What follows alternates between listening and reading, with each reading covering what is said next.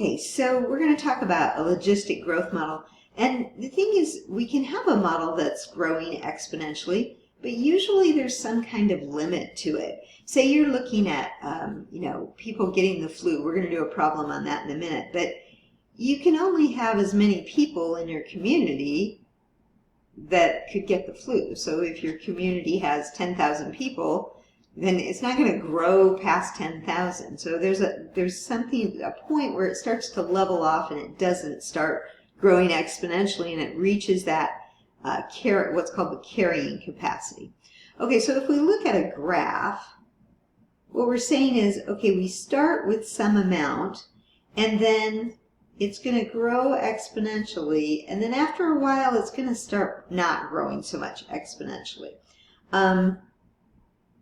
Boy, that graph isn't drawn very well, but we'll just go with it. So this point here is the starting point. So that's what you're starting with. And you usually know that, like in these examples and stuff. And then at the turning point where it kind of starts changing its rate of growth, so it's like growing exponentially here.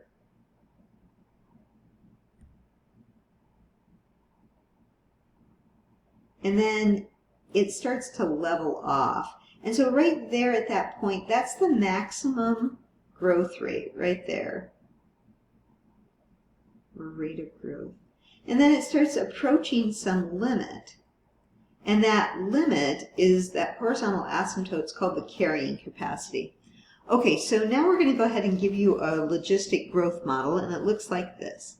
F of x is equal to c over 1 plus a e to the negative bx. And a, b, and c are constants.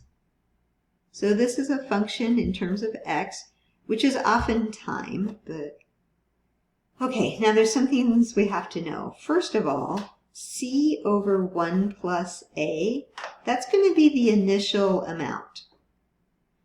So think about, you have 0 time going in for x. So x is equal to 0. That means that this part then is going to just turn to 1, because you're going to have e to the 0, which is just 1. And so that represents your initial amount. Okay.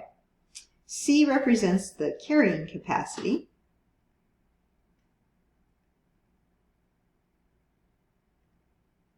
And then B is a constant determined by the rate of growth.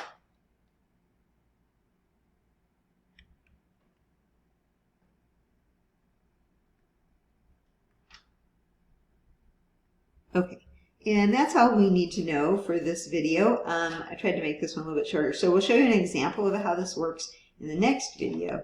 So remember all this.